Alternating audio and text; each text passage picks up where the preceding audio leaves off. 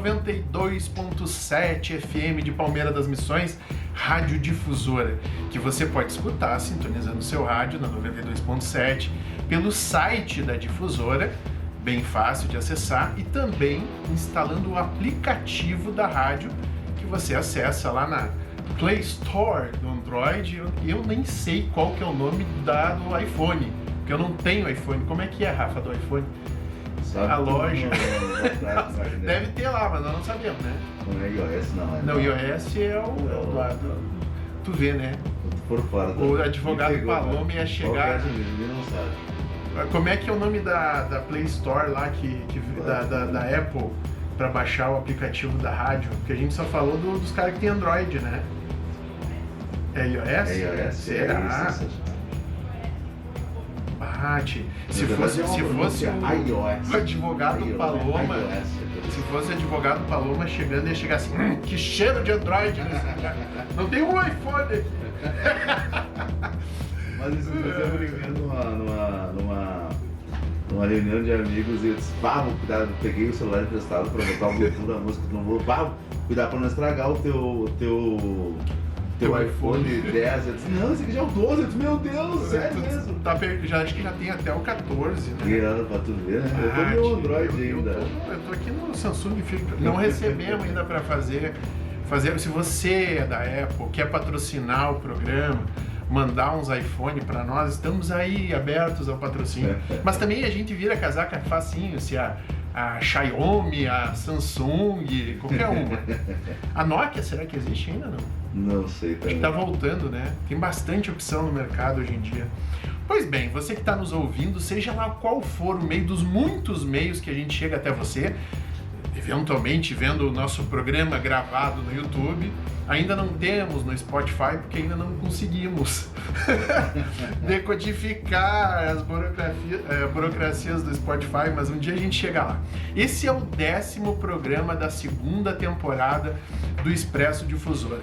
Na verdade, o nosso bloco Expresso Difusora, né? Porque tá dentro do programa do Mr. Rafa, que nos cede gentilmente esse espaço literário. Acho que a gente até derruba um pouco a audiência dele aí, pessoal. Aumenta, não sei. A gente não pode ser tão sincero assim no microfone, tem que dizer que tá tudo um sucesso. O pessoal já está pensado no trabalho, essa hora que é algo diferente, né? Papo. Rafa, eu vou começar fazendo uma pergunta aí, que é o tema do nosso programa de hoje. Você acha, analisando aqui, que algumas pessoas têm uma relação assim com trabalho, seja lá com meio de uma submissão? A gente pode falar de trabalho, de relacionamento, que é quase uma servidão voluntária. Tu acha que existe isso no mundo? Que tu não tem muito assim, não existe alguém obrigando você a ter aquela situação de subserviência, mas tu olha e a pessoa segue ali, ela não... quase meio explorada. O que tu acha? Existe isso, não? Seria uma coisa, algo que tu pega uma rotina envolvendo com uma insegurança de ter uma estabilidade e se acostuma naquela rotina. Também. O cara que escreve sobre isso, ele descreve bastante sobre como a rotina faz com que a gente se acomode. A gente está sendo meio explorado numa condição, a gente vai ficando, né? E isso se aplica a muitas situações. Hoje nós vamos falar de um livro antigo, porque eu sou velho, então eu falo de livro antigo, né? Mas eu quero falar do Harry Potter ou do Senhor dos Anéis. Nós não vamos falar disso, porque eu sou velho, eu não li esses livros, eu prefiro os livros que não têm projeção na mídia. Nós vamos resgatar os livros esquecidos, ou que não são tão lembrados. Hoje nós vamos falar do livro Discurso da Servidão Voluntária, do Etienne de la Boétie. O nome é meio complicado em francês. Parlez-vous français, Rafa? É uma língua sonora bonita, mas que tu não fales, tu fingir que fala, já é uma pinta, né? No Discurso da Servidão Voluntária, o Etienne de la Boétie, ele fala sobre a natureza humana da obediência, daquela pessoa que voluntariamente se coloca como alguém obediente. E tudo que a gente for falar aqui está relacionado à realidade do Etienne. Qualquer semelhança com fatos e pessoas e eventos históricos atuais não é nossa responsabilidade, fica a cargo do ouvinte analisar se ele adequa e descreve e explica elementos da realidade atual com base nisso. Não é nossa responsabilidade, é apenas, digamos assim, recuperar elementos da escrita universal que são extremamente úteis. Mas por que, Wagner, que você vai tratar na rádio disso? Porque a gente tem que tratar desses assuntos, porque se um cara que faz a Sorbonne, ou se faz a Universidade de Harvard, e se faz Princeton, e se faz as grandes universidades do mundo jovem, tem acesso a um professor que vai lá e explica essas coisas, você, cidadão de Palmeira, tem que ter uns minutinhos para um professor que vem aqui para deixar todo mundo na mesma métrica, para você acessar um clássico. O que você vai fazer com isso aí não é nossa responsabilidade, como lá nas grandes universidades, o cara ensina, dá o que há de melhor no conhecimento humano e cada um segue o seu caminho. O Etienne de La Boétie, ele viveu o século XVI, ele nasceu ali por volta de 1530, e esse é um momento histórico lindíssimo. Falamos sobre ele, sobre Shakespeare, sobre o romantismo, sobre o renascimento inglês. Hoje a gente vai falar disso, que é uma espécie de marco inaugural do renascimento francês. Porque o Etienne de La Boétie é considerado o fundador da filosofia política da França. Mas o que isso nos é útil na vida? Porque cargas d'água nós vamos falar desse cara. Porque ele fala de coisas atuais. E o fato dele falar isso há tanto tempo, e às vezes citando gente que tinha vivido muito tempo antes dele, nos permite identificar como às vezes a gente é cego na nossa realidade. Em tese, né? E hoje estamos num mundo muito mais rápido e o trabalho nos absorve muito tempo do nosso dia, né? Será que não é uma estratégia para deixar as pessoas numa espécie de banho-maria, para que elas não tenham reflexões profundas, para que elas fiquem ali sem incomodar, só pensando no próximo iPhone que elas vão comprar? Não sei, talvez. O Etienne de La Boétie, ele não era um cara pobre. E ele falou as coisas que falou muito antes de se falar de esquerda e de direita e coisa assim. Vai acontecer isso séculos depois na própria França. O bacana é que ele escreve esse livro, Discurso da Servidão Voluntária, com 18 anos. Sabe o que é isso? Com 18 anos, o cara escreveu na França um livro extremamente crítico às grandes instituições de poder da França. E uma das coisas que o Etienne comenta é como pode a maior parte das pessoas que está aqui seguir os comandos de um único rei, um único cara com todo o poder.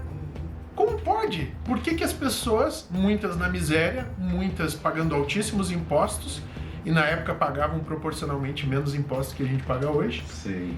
Por que elas não se revoltam? Quais são os gatilhos e os instrumentos que fazem com que o poder consiga ficar no poder? Porque tu entende, quem que é o rei? Rei da França, na época é um cara só. Um cara, às vezes era até uma criança, e tinha um idoso. O poder de guiar as pessoas, tu faz do meu jeito, e todos ali trabalhavam para ele, construíam os impérios, tanto os materiais como né, seguir a lei das antigas cidades, né? Através de uma pessoa só. Tu imagina que um rei francês posterior, se não me engano foi Luís XIV, chegou a dizer assim: o Estado sou eu, a figura do rei. As pessoas eram tidas como coisas do rei. O país era entendido como algo do rei. Olha que loucura! E o Etienne de La Boétie foi o cara que conseguiu analisar essa realidade e escrever um discurso muito atual. E o bacana é que ele faz isso como a maior parte dos renascentistas, recuperando textos antigos, dentre eles de Plutarco, que já falamos em outros programas, que é o cara que escreveu Vidas Paralelas, que traz... Ele era um estoico, né? Um cara que analisava, ele compreendia a importância da virtude, dos grandes elementos da moralidade, um papel transcendente da vida, que escreveu muito sobre os papéis históricos de grandes personagens gregos e romanos. Isso está muito presente na obra do Etienne de La Boétie. E também Xenofonte, que é outro historiador. Então ele começa a fazer a reflexão com base na compreensão da história. Olha como é importante estudar a história. Era um momento de renascimento. A França era a França absolutista que caminhava cada vez mais para a concentração de poderes no rei. No âmbito religioso, nós tínhamos as reformas protestantes com Calvino, e uma série de guerras eclodindo na Europa, países se posicionando do lado da Igreja Católica, outros de vertentes protestantes, e as religiões buscando espaço junto com a política. E na época era ainda mais percebível como ideias como santidade e redenção eram usadas dentro do processo político. Também havia um crescente humanismo, a ideia da importância do ser humano, o resgate da filosofia pelo Renascimento e muitos conflitos sociais, porque o povo era muito pobre e ele não tinha condições nenhuma. E a condição do servo, inclusive, era uma condição muito parecida com a dos escravizados, tanto que dizem que a condição de servidão daqueles servos do leste europeu que deu origem ao termo escravo, que vem de eslavo, que durou na Rússia, na atual Ucrânia, muito tempo, até praticamente século XX.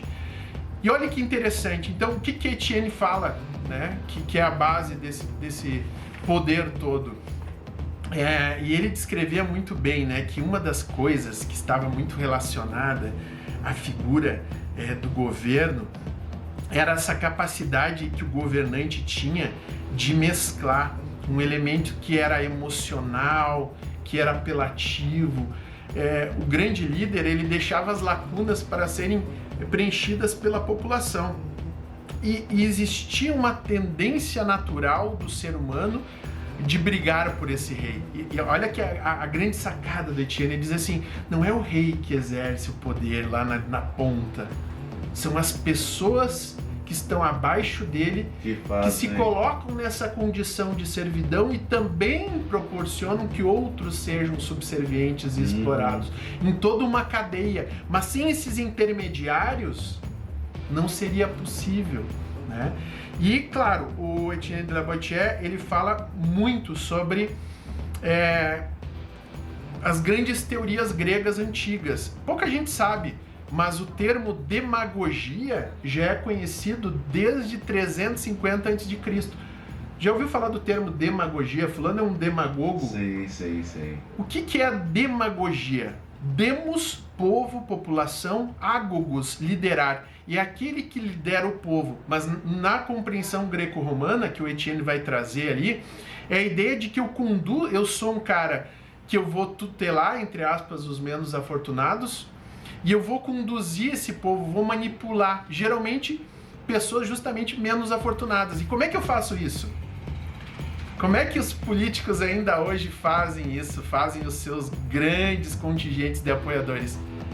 Promessas. Discursos que eles nem mesmo acreditam. Seria isso? Exatamente. Então você que quer ser candidato e quer explorar o que há de ruim nessa herança histórica, saiba que há uma tendência da população, eu estou ensinando a fazer o errado, né? Mas é assim, a população, ela simplesmente tem uma tendência a adorar esses discursos vazios, essas promessas, esses discursos que, se tu juntar todas as falas do político, não fecha a métrica. Porque é justamente nesse componente apelativo e muito emocional que você quebra a racionalidade, né? É aquele político que abraça, pega no colo, joga o bebê pra cima. O bom político é o cara gente boa pra caramba, é o cara que passa a verdade no olhar, é aquele que abraça, é aquele que tem esse...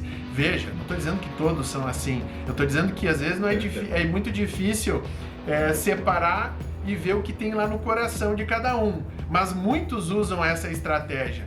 E basicamente são pessoas que fogem da argumentação racional.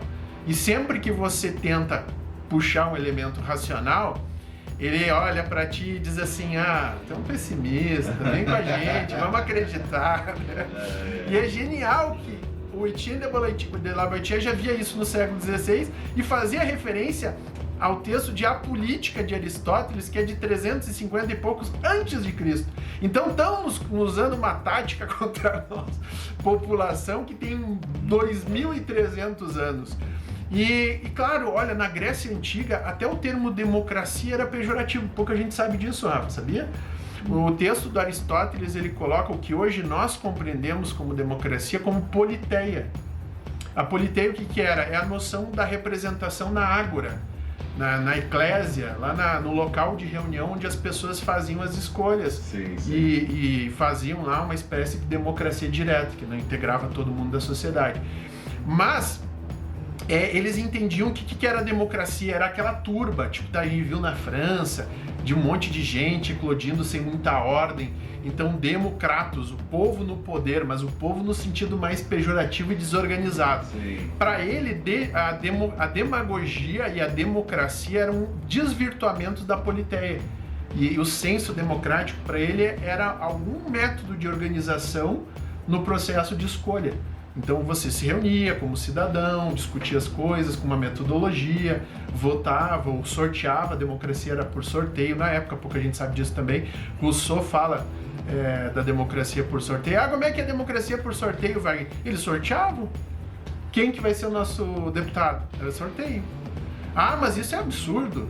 Como é que se faz o critério de análise dos jurados? Como é que se faz? Em tese é sorteio. Mas os sorteios quem votava era a população. Eram os cidadãos. Não foi aí que começou, quem sabe, a compra de votos? Não, o sorteio, nem todos eram cidadãos que participavam do processo político na Grécia Clássica. Mas esses cidadãos que compareciam, que eram os cabeças das famílias e tal, esses caras, eles tinham uma série de cargos e uma série de bolinhas, assim. Eles largavam as bolinhas conforme elas iam chegando, iam se depositando e eram decididos os cargos. E, em tese, qualquer um poderia ser líder. A roleta do baú da felicidade do Silvio Santos. Exatamente. E aí você vai me dizer assim, mas como é que se fazia? Por que se fazia isso? Porque os gregos temiam a demagogia. Que é você ter um líder que se coloca acima dos demais e entende que ele é um condutor dos anseios do povo. Eles entendiam que isso levava à tirania. Olha que genial! Então, quando você sorteava, tu garantia que haveria, inclusive, um esforço comum para que todo mundo se desenvolvesse da mesma forma. Só cargos militares, alguns outros que realmente eles escolhiam. E tu sabe por que Sócrates foi condenado à morte? Porque Sócrates dizia que isso era um absurdo, que tu tinha que escolher o melhor. E aí ele foi acusado de corromper a juventude. E quando ele começou a dizer, não, a gente tem que escolher o melhor, e ele tem um livro que ele fala, inclusive, que os sábios deviam ser a cabeça do Estado, vai influenciar um monte de gente depois. E Sócrates acaba sendo acusado e acaba bebendo veneno, né, para se matar, que era o jeito de fazer justiça na época, né? E não somente ele queria que fosse um sistema como o nosso. Porque são poucos, digamos, filósofos ou pessoas influentes que se envolveram, né, com cargos de alta escala em política, né? Acho que são poucos na história.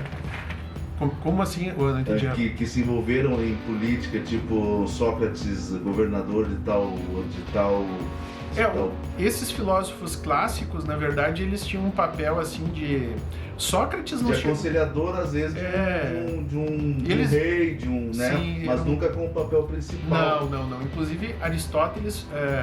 Porque assim, primeiro vem Sócrates, depois vem Platão, que é discípulo dele, que funda o... Pois os discípulos são os mais... A academia. Os que parece que pensam e transpassam, né? Passam a ideia para os... Dizem que quando Platão morreu, daí Aristóteles começa a trilhar seu próprio caminho, e à frente ele vai fundar, que Aristóteles não era grego, né? Mas vai fundar o Liceu em Atenas.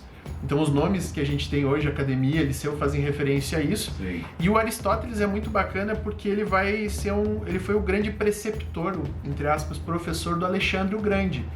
E Alexandre, conforme vai avançando nas suas expansões, manda muito material para o Aristóteles, inclusive textos, Porque Aristóteles não estudava só a política, a ética, ele estudava tudo. Então manda animais, manda folhas, manda plantas, tudo que ele vai encontrando ao longo das suas expedições ele manda. Quando o Alexandre o Grande morre, inclusive a situação do próprio Aristóteles fica difícil e ele tem que se retirar. Mas o fato é que o Etienne, ele teve uma vida muito interessante, porque ele faz esse texto muito ácido e, ao contrário do que se poderia pensar, ele não é perseguido, pelo contrário, ele foi nomeado pelo rei para o parlamento de Bordeaux. Na época do rei da França, existiam pequenas unidades parlamentares, ao contrário do que muita gente pensa. Ele vai se formar na Universidade de Orleans, que é uma universidade que fica perto de Paris. Ele era muito amigo de outro grande filósofo chamado Montaigne. Então ele vai desenvolver uma carreira de juiz e diplomata. E sabe com quantos anos esse cara morreu? Em torno de 32 anos, cara. Dá pra acreditar? Produziu tanta coisa, chega a dar um pouco de inveja, né? 12 ou 15 anos depois que ele escreveu. E teve uma vida que reverbera até hoje. Na época existia um movimento artístico chamado Pleiade, que faz referência às constelações de uma série de poetas. O Etienne era muito amigo dos artistas que compunham isso, e era um grupo literário que rivalizava na França com Shakespeare e os caras que a gente citou no outro programa na Inglaterra. E esses caras, inclusive, influenciaram tanto a língua francesa que até hoje o que eles propuseram lá também repercute no idioma francês. Mas é muito interessante. A obra do Etienne é um livrinho pequenininho, fácil de ler, e tem passagens que são extraordinárias. Eu vou me permitir ler um pedacinho com uns cortes aqui para quem está nos ouvindo. Gente, ó, é o Etienne de la Boétie que escreveu isso aos 18 anos por volta de 1546, tá? Não sou eu, abre aspas, tá? Na verdade, é algo típico do povo, em sua maioria, desconfiar de quem o ama e confiar candidamente em quem o engana. Não há pássaro que mais facilmente caia numa armadilha, nem peixe algum que, atraído por uma saborosa minhoca, morda um anzol com tanta pressa, do que todos os povos que se entregam rapidamente à servidão, seduzidos por agradozinho qualquer. É surpreendente como se deixam levar, num piscar de olhos, por alguns afagos, teatros, jogos, farsas, espetáculos, gladiadores, animais exóticos, medalhas, os quadros em que se arremessavam dardos e muitas outras atrações picantes. Tudo isso é um sistema, portanto, que ele fala para agradar o povo. E segue. Os antigos tiranos empregavam esses meios, essas práticas e chamarizes para entorpecer seus súditos e mantê-los escravizados. Cara, esse negócio é muito eloquente. E uma série de manifestações que ele tem ao longo do livro, assim, você poderia fazer paralelos com alguns aspectos da realidade. A obra dele vai influenciar muito escritores como o Barão de La Brette, que muitos conhecem pelo título que ele herda só no final da vida, que é o Barão de Montesquieu, que escreveu O Espírito das Leis, e vai influenciar um monte de gente na França. É claro, depois vai ter as linhas mais liberais, outras mais voltadas a uma visão mais socialista, mas ele é muito antes disso tudo.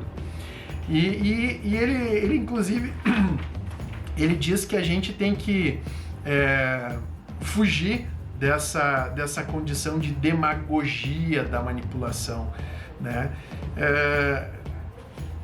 Eu me permito dizer assim, ó, que é uma lição de reforço da filosofia e da objetividade das discussões.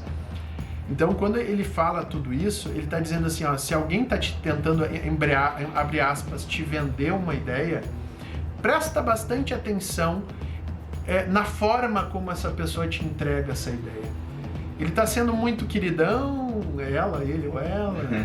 Ele está te prometendo coisas muito desconectadas da realidade. Essa pessoa tá prometendo facilidades que não são muito facilmente atingidas. Ué, como é que tá todo mundo trabalhando duro e esse cara tem o segredo de tudo? Né? Algo para se desconfiar. Isso serve para todos. E né? Está me oferecendo em troca de um pequeno favor, né? No caso que seria o voto, né? Ele vai me dar tudo por um voto para ajudar ele a me representar lá em cima. Então o âmago de uma série de golpes que a gente vê, golpe de bilhete, é sempre isso.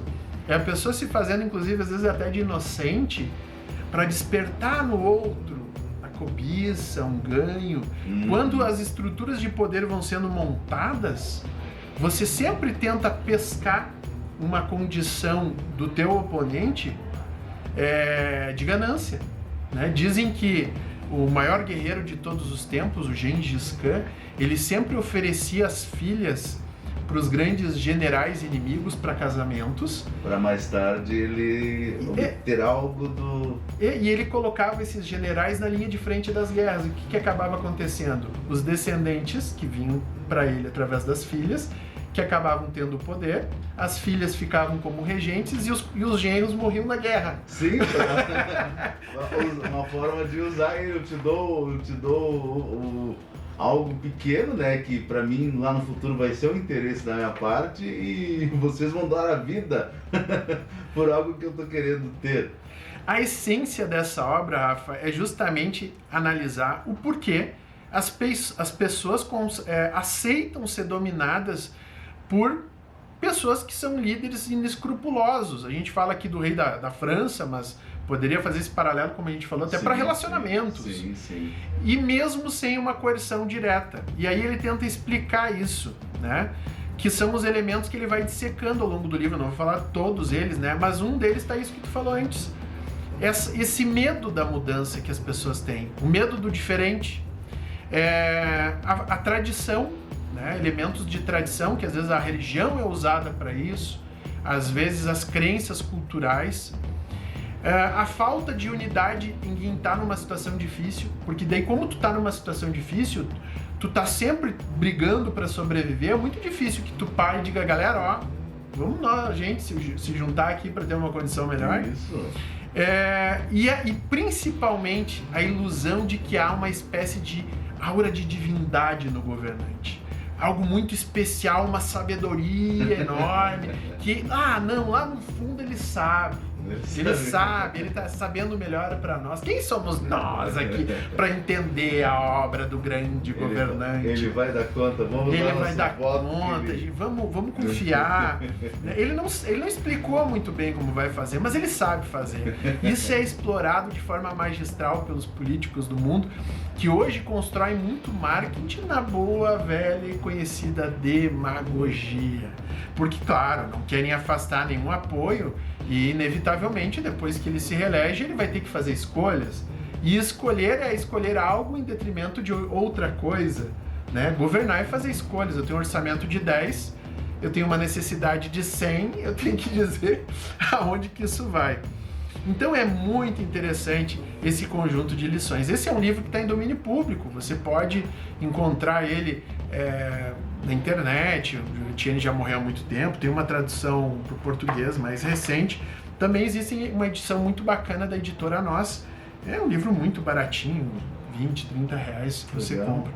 E ele tem essa coisa atemporal, ela tem uma ênfase na importância da gente ter um espaço de democracia, mas não uma democracia assim, sim senhor. Não, uma democracia que faça questionamentos, que realmente desperte dúvida e faça uma valorização da voz crítica de cada um.